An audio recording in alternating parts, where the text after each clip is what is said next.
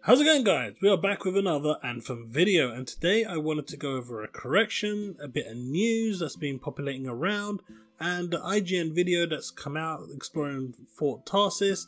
We have lore, we have the vault, we have cosmetics being unlocked via NPCs, we have weekly alliance statuses, clans, trials of Tarsis, which essentially are dailies, weeklies and monthly challenges.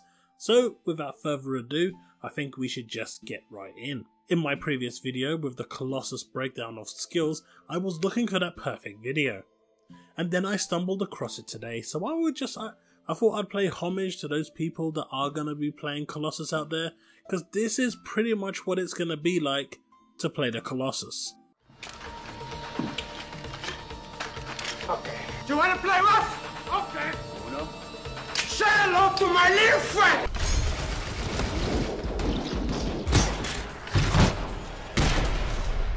Am I right or am I right? You know I'm right, right? I think I've said right too many times.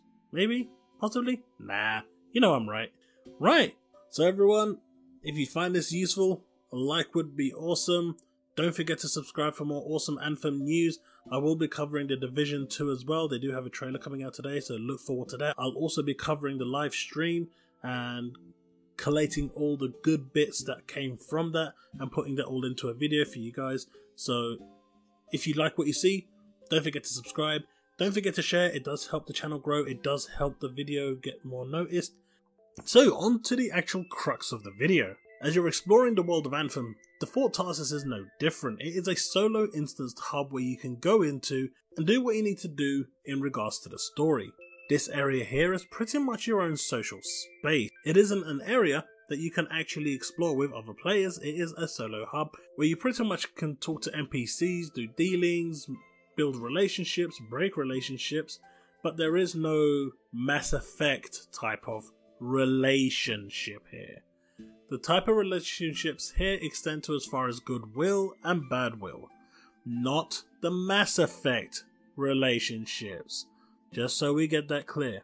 Here in Fort Tarsis we get a glimpse from the video as to what it looks like to actually collect the lore. As you can see, you've got the title of what it is, and then a bit of blurb about it, and it pretty much goes into the codex. It does seem that the lore in Anthem will be displayed through codexes, and the actual story itself will expand on the lore. We get a short glimpse of them going through the vault so you can see how the menu system looks, how each item is listed out. It follows the general theme of what we've been seeing so far. However, I personally would have preferred it to be kind of laid out in view so we could see everything in maybe square blocks with a preview on the right, but they've opted for this scrolling down system. There is 250 inventory slots, but it does look sleek, clean, and it does the job.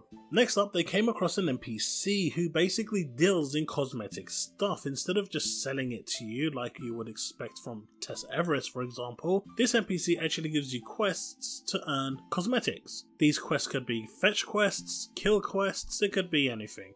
But as of right now, from this one that we're seeing here, he's requesting you to go get some ember and bring it back. Once you bring him the ember, he will craft you something, and then you gain access to more cosmetic quests. Pretty cool stuff.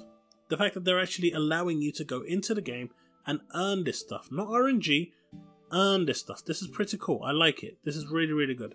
A question I kept getting asked was about clans, and will we have clans? What sort of clans will we have? Well, it seems we have a weekly alliance status, and clans will be called alliances in Anthem. So that is one thing to look out for. At the moment, you can see that within the clan alliance status, you'll be earning XP or whatever the form of currency is that you'll be earning in order to boost the reputation or the status of your clan up. There's also a pot here on the left that we see for donated currency, so maybe this is going to have the traditional upkeep of a clan, so people have to donate a little bit every time in order to maintain the upkeep. I don't expect it to be much, especially considering it's not a free-to-play game, so hopefully this will be managed in a good way. Finally, we also get to see a bit of snippets of the Trials of Tarsis, which is essentially your daily, weekly, and monthly challenges. Your daily challenges will consist of stuff like go kill 50 enemies or go collect this number of resources. The daily challenges will generally be simple challenges that you do. The weekly challenges, on the other hand, will differ greatly and they will be a bit more harder. The monthly ones will then again, accordingly, require you to go through a bit more in order to unlock them, considering there will only be 12 of these in a year. But either way, they have daily, weekly and monthly challenges to keep you busy. And that's pretty much Fort Tarsis in a nutshell. The NPCs are there keeping it alive. You've got relationships to build, not the Mass Effect relationships, get that out of your head. Proper relationships. You've got different NPCs selling you stuff, you've got the clan NPCs, and you'll have NPCs to help repair your javelins, among other things. So all in all, Fort Tarsis is your hub that you'll be visiting more and more as you play. With that out the way, let's get on to some news, because the weekly roundup is here, people. So the first question is on build diversity. Brandon Rutherford asks, of course the Colossus is going to be the main tank, but are you able to make the other javelins somewhat of a tank? To which the response was, you can build them all for offense, defense or utility. You can pretty much create your javelin exactly the way you want, be it long range, short range, offensive, defensive, utility, you name it, the oyster is yours. However, each of them will excel at something and push further ahead in that field. So if you're looking for the agility based ninja style of gameplay, the Interceptor will naturally be a lot better than the Colossus will. If you're looking for that Hulkbuster presence, then naturally the Colossus will be better for this. If you're looking for that sniper shot, single shot round with maximum impact, neither the Storm or the Interceptor will provide this. That is Ranger. But if you're looking for an X-Men type feel and flying around controlling the weather elements like Storm does, well, the Storm is for you. But each of them can be tuned individually to excel in other parts. But what they specialize in will be what they specialize in. So this next one is for you guys. I know you've been asking this question a lot. Some of you have actually been put off by it. So here it is, finally in the flesh, answered to ease your worries. Ryan Bill asks, I know some concerns that I and others had was the excessive numbers that popped up as you damaged an enemy. Has this been toned down, or what can we expect? Ben Irving simply responded, you can change it in the settings, so it's a toggle effect. You can either have it on or off. If you like it, great. If you don't like it, great. The choice is yours, as with everything in this game. So I hope that finally puts this matter to rest, and if other people are having an issue with this, you can direct them to the video. It is an official source, it is by the developers, so you can have them check it out here. A couple videos ago, I did have someone asking this very same question to me to find out if this can what will happen to the loot on the ground. So, ANTHEM Espanol asked, will we never know what we loot until we go back to Fort Tarsis? Or with legendary items, will we see it? The response to this was, you will know the rarity, but specifically what it is, not until the end of your expedition. And this was done for two reasons. One, they don't want you switching gear like you do in The Division and like you do in Destiny right now. When you pick up a weapon, you immediately want to equip it because it's new, it's fancy, so they don't want to stop the flow of play. So that was one of their major reasonings behind this, because I'm assuming they've played these other games and have seen the disruption it can cause. It can actually cause you to wipe if you're not aware that someone else has just randomly stopped and decided to go into their menus to change their gear. Secondly, something that I personally missed from Destiny 1 was the mystery of what I'm gonna get. Considering these items are random roll, it's nice to be able to take a bunch of engrams to the NPC and see what you got. Obviously they're not engrams here, but you get the idea. In Destiny 1, Master Rahul, as annoying as it was still always a mystery as to what you were going to get, and that mystery kept you continuing. Now when you just pick items up immediately and they're decoded, you don't care, you just keep moving on.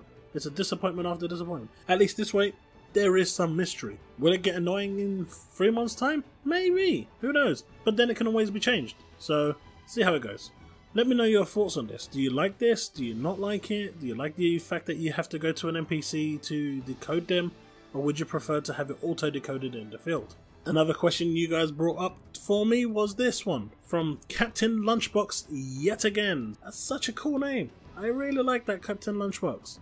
Question about loot. If something drops while on a mission or in a stronghold and I miss it due to lighting and fire raining down from my storm javelin. Do I miss out on it, or will it be collected for me and can retrieve it in Fort Tarsis? A legitimate question. In Destiny, if you miss something, it does go straight to your postmaster, whereas in the Division, if you miss something, it goes straight to waste and you lose it. I'm not sure how it works in Warframe, so if we have any Warframe players here, do chime in. I'd be interested in how Warframe actually handles this if you don't pick up the loot. Mike Campbell was there to ease worries. You'll get it, no worries, which I'm assuming essentially means, and I know people are going to call me out on this because I said the word assuming, but I'm still sticking with it. Assuming it is how I think it is, there's going to be a postmaster of some kind in your Fort Tarsis, and any lost items will appear there within a set quantity. This one is actually really cool. Brickwall asks, can you put multiple of the same component on to stack cooldown or resistances? And the answer was yes. So we already know that there's a mod that can reduce your cooldowns while hovering by 50%. And if you can stack that, that's going to be pretty damn amazing. No, having two of them won't mean 100%, but what it will mean is that you can continually stack it until you get to a point where you're happy. And if you're wondering why it's not going to be 100%, let's just say, for example, your cooldown is at 100%. By adding a first mod, 50%, it knocks it down to 50%. The next mod that comes along will be 50% of that 50%, so it will drop it down to 25%. So if you then add another one, it will drop down to 12.5% and so forth. But I assume this is how it's going to work if you stack it, because they do stack, and if it's percentage wise, it's going to stack percentagely. However, if it's the alternative way, if you stack two of them and it's 100% instant cooldown, that's kind of game breaking. So maybe a bit more clarification from Ben or Mike for this, but either solution works great. Haha, the next question. Tethering. We're back to tethering, people. So, I was called out in my previous video when I said free play will have no tethering, only missions, and that was presumptuous of me. Well, here you have it. Michael Gamble says missions have tethering, fairly forgiving, to make sure that folks stick together to goals of the mission. Free play has no tethering. And that pretty much ends that theory of it not being free roam. Free roam, no tethering. Confirmed. And the final question of the day by Sleigh Ride.